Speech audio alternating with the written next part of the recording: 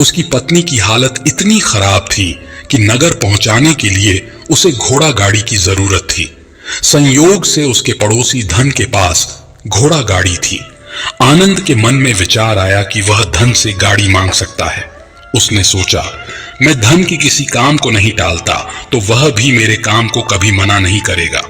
वह धन के पास गया और उससे घोड़ा गाड़ी मांगी, लेकिन धन ने यह कहकर मना कर दिया कि उसके घोड़े बीमार हैं और वे शायद बच भी न पाएं।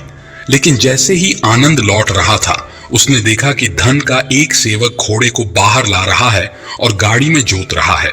जब उसने पूछा तो उसने बताया कि धन ने गाड़ी उसे किराए पर दी है। यह सुनकर आनंद का दिल टूट गया।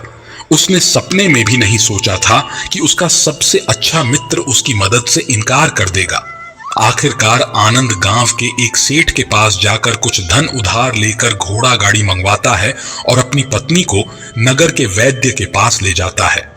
इस घटना ने उसे एक महत्वपूर्ण सबक सिखाया कि किसी की मदद करते वक्त उसकी नीयत और आपकी प्राथमिकताएं समझना जरूरी है, ताकि आप अच्छे कर्म करते हुए भी दुखी न रहें।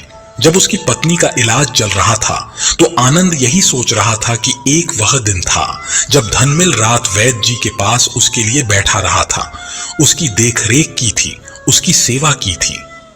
आनंद ने इतने दिनों तक धनमिल की देखभाल की थी।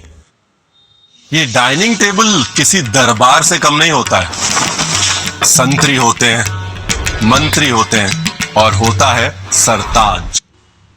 कैसा दुर्भाग्य है यह, जिसके लिए मैंने इतना कुछ किया, उसने मुझे घोड़ा गाड़ी देने से मना कर दिया, और वह भी तब जब मेरी पत्नी जिंदगी और मौत से जूझ रही थी।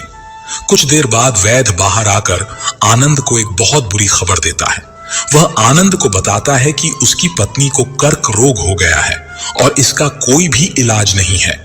उसके पास अब कुछ समय ही शेष बचा है।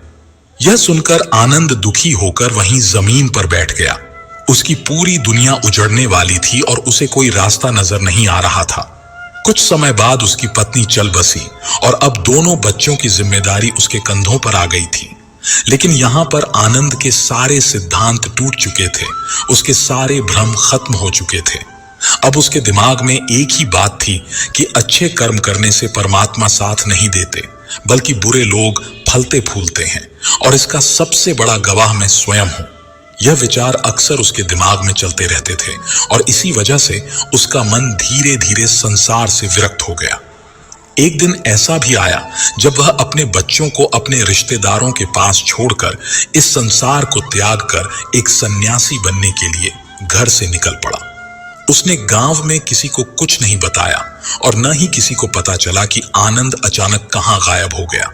सन्यास की दीक्षा लेने के लिए वह एक संत के पास पहुंचता है। संत उस समय ध्यान में बैठे हुए थे। ध्यान से बाहर आने के बाद वह बड़े ध्यान से आनंद के चेहरे को देखते हैं और उससे सन्यासी बनने का कारण पूछते हैं। इस पर आनंद उन्हें अपनी पूरी आप बीती सुना देता है और कहता है, हे महात्मा, इस दुनिया से मुझे कुछ भी हासिल नहीं हुआ। मेरा मन इस दुनिया से विरक्त हो चुका है। जब अपने दोस्तों ने ही मेरा साथ नहीं दिया तो इस दुनिया में रहने का क्या मतलब। इसी वजह से मैं सन्यासी बनना चाहता हूं। यह सुनने के बाद संत ने उपदेश देना शुरू किया। उन्होंने कहा,